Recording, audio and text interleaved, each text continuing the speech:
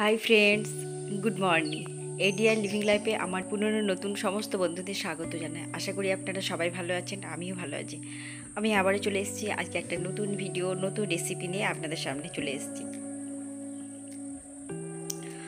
আজকে সকাল থেকে একটু একটু বৃষ্টি পড়ছে, ওয়েদারটাও একটু মেঘলা করে রেখেছে। আজকে ভাবলাম থানকুনি পাতার বড়া আপনাদের সঙ্গে শেয়ার করব। এই যে দেখুন, বাড়ির থানকুনি পাতা তুলে নিয়েছি, টাটকা টাটকা বড়া বানাবো আজকে। এখন থানকুনি পাতাগুলোকে একটু কুচি কুচি করে ছোটো ছোটো করে কেটে নেব। এই যে একটা কুলো নিয়ে নিয়েছি আর বটি নিয়ে নিয়েছি, ওটাতে এখন ছোটো ছোটো কুচি কুচি করে কেটে নেব।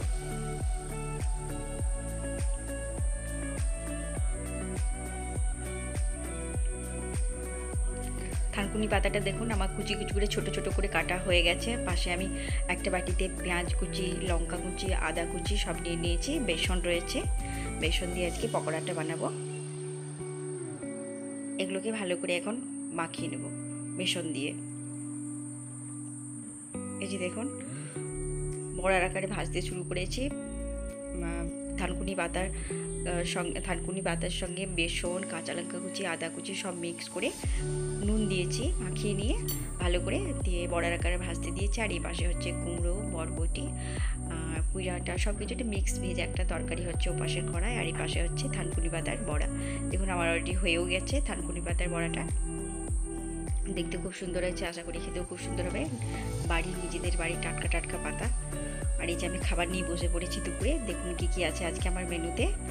দই রয়েছে, তারপরে যে বড় টিফিন কৌটাটা ওখানে 2 পিস মাংস রয়েছে, তার পাশে ছোটো বাটিটাতে রয়েছে মাছের ঝাল রয়েছে, মোরলা মাছের ঝাল, সঙ্গে রয়েছে থানকুনি পাতার বড়া আর একটা মিক্স ভেজ সবজি রয়েছে, মিক্স কুমড়ো, বরবটি, পুঁইডাঁটা সব কিছু দিয়ে। এই হচ্ছে আজকে আমার দুপুরের মেনু।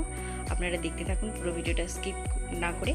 আর থানকুনি পাতার বড়াটা যদি আপনাদের ভালো লেগে থাকে, এই রেসিপিটি অবশ্যই লাইক, শেয়ার, কমেন্ট করবেন আর সাবস্ক্রাইব করতে ভুলবেন না। টক দইয়ের সঙ্গে একটু বিট নুন দিলে আরও বেশি টেস্টি হয়। এই জন্য মাকে বললাম এক কাজ করে একটু বিট নুন দিয়ে দাও, খুব টেস্ট লাগে খেতে আর কি। টক দইয়ের সঙ্গে যদি একটু বিট নুন মাখিয়ে নেন আরও বেশি সুস্বাদু হয়। দুপুরের খাবারটা এখন আমি খেয়ে নিই তাহলে। আর আপনারা যদি না খেয়ে থাকেন অবশ্যই খেতে বসে পড়ুন। আর এই রেসিপিগুলো যদি ভালো লেগে থাকে অবশ্যই লাইক, শেয়ার, কমেন্ট করবেন। আর বেশি বকবক করবো না, ভিডিওটি এখানে শেষ করলাম। আপনারা ভালো থাকুন, সুস্থ থাকুন।